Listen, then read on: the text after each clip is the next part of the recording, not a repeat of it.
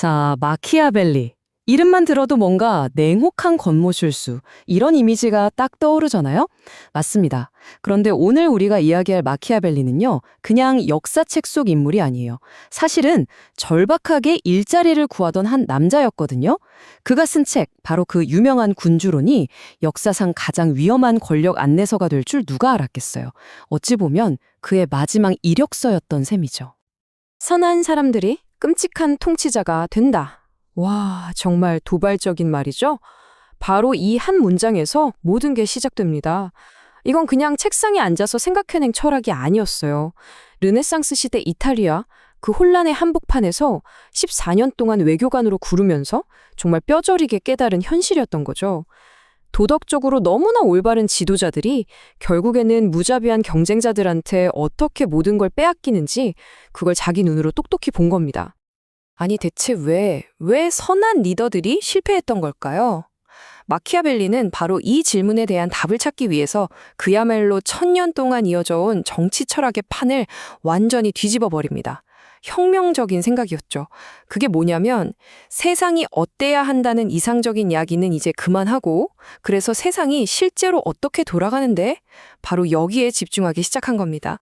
바로 이 지점에서 마키아벨리가 얼마나 급진적이었는지가 드러나요. 그 전까지 철학자들은 늘 상상 속의 진실, 그러니까 리더는 이래야만 해 하는 도덕적 이상만 이야기했거든요. 그런데 마키아벨리는 이걸 과감하게 버립니다. 그리고 오직 현실에서 먹히는 것, 효과가 있는 것에만 집중해야 한다고 주장하죠. 이걸 그가 실효적 진실이라고 불렀어요.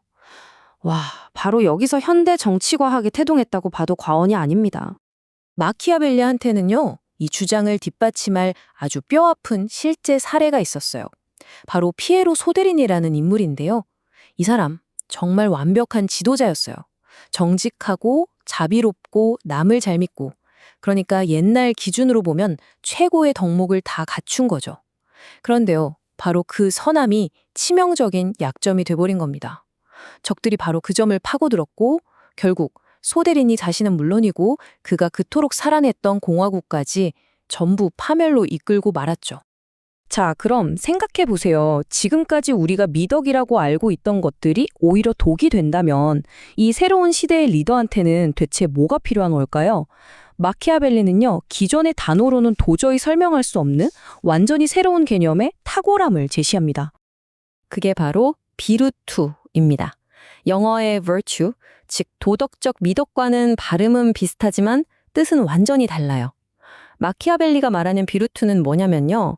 오직 정치적인 목표를 이루기 위해서라면 자비와 잔인함, 정직과 속임수, 그 사이를 마치 줄타기 하듯 자유자재로 넘나들 수 있는 능력, 바로 이 전략적인 유연성을 의미합니다. 그러니까 옛날의 미덕이 언제나 정직하고 언제나 자비로워야 하는 그런 도덕적 일관성을 강조했다면요. 마키아벨리의 비루투는 철저하게 상황을 봅니다. 필요하다면 무자비해져야 하고 자비가 효과적일 때만 베푸는 거죠. 왜냐? 리더의 목표는 이제 착한 사람이 되는 게 아니라 유능한 통치자가 되는 거니까요. 목표 자체가 바뀐 겁니다.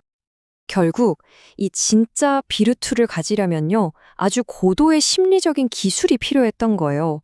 인간이라는 존재를 이상적으로 보지 않고 있는 그대로의 본성을 꿰뚫어 볼 줄 알아야 하고 또 언제 나서야 할지, 언제 기다려야 할지 그 타이밍을 기가 막히게 알아야 하죠. 그리고 제일 중요한 거, 개인으로서의 나, 내 사적인 도덕과 통치자로서의 나, 공적인 윤리를 딱 분리할 수 있어야 한다는 겁니다. 이건 그냥 잔꾀나 권모술수가 아니에요. 아주 냉철하고 정교한 통치 기술 그 자체였던 거죠. 자, 그런데 아무리 이렇게 뛰어난 비루투를 가진 리더라 해도 절대로 피할 수 없는 거대한 힘이 하나 있습니다. 인간의 힘으로는 어쩔 수 없는 것. 마키아벨리는 이걸 운명, 라틴어로는 포르투나라고 불렀습니다. 마키아벨리는 이 예측 불가능한 운명을 아주 기가 막힌 비유를 들어 설명해요. 바로 사나운 강입니다. 평소에는 잔잔하다가도 어느 순간 갑자기 불어나서 모든 걸 집어삼키는 그런 무서운 힘이죠. 하지만요, 그는 이 강 앞에서 우리가 그냥 속수무책으로 당해야만 하는 건 아니라고 생각했습니다. 그의 생각은 이랬어요. 우리 인생의 절반은 어쩔 수 없이 운명의 손에 달려 있을지 몰라도 나머지 절반, 그 절반은 온전히 우리의 능력, 바로 비르투에 달려 있다. 마치 운명과 인간의 의지가 권력이라는 무대 위에서 함께 춤을 추는 것 같죠. 중요한 건 뭐다? 우리는 결코 운명에 끌려다니는 꼭두각시가 아니라는 겁니다.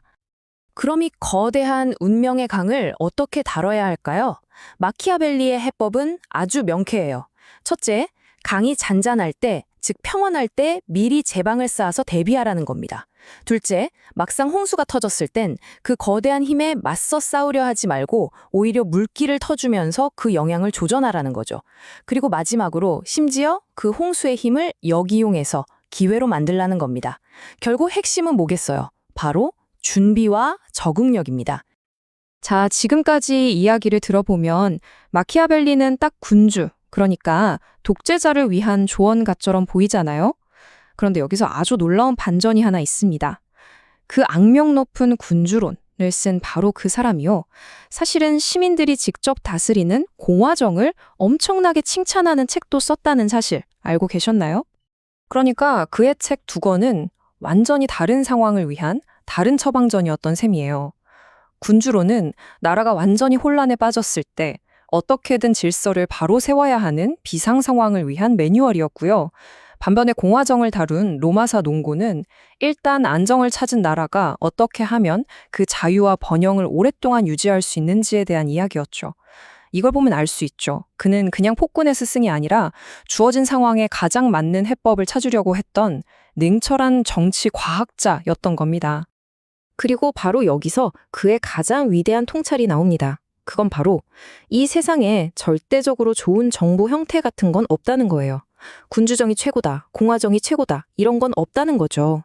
최선의 형태는 전적으로 시대의 본질, 다시 말해 그 시대가 처한 역사적 상황에 달려있다는 겁니다. 결국 모든 건 상황에 맞는 리더십과 시스템의 문제였던 거예요. 그러니까 마키아벨리를 그냥 악마의 스승 정도로만 생각하면 그의 진짜 모습을 완전히 놓치는 셈입니다. 그의 진정한 유산은 바로 이거예요. 인류 역사상 처음으로 이랬으면 좋겠다는 도덕적 이상을 싹 걷어내고 오직 냉혹한 현실 위에서 권력이 어떻게 작동하는지를 과학적으로 분석했다는 점. 네, 그는 바로 현대 정치과학의 진정한 아버지라고 할 수 있습니다. 자, 그럼 마지막으로 여러분께 이 질문을 하나 던지면서 마무리할까 합니다. 리더십이 필요한 순간, 정말 중요한 건 선함일까요? 아니면 유능함일까요? 마키아벨리가 무려 500년 전에 던졌던 이 딜레마는 신기하게도 오늘을 사는 우리에게도 여전히 똑같이 어려운 질문으로 남아있네요.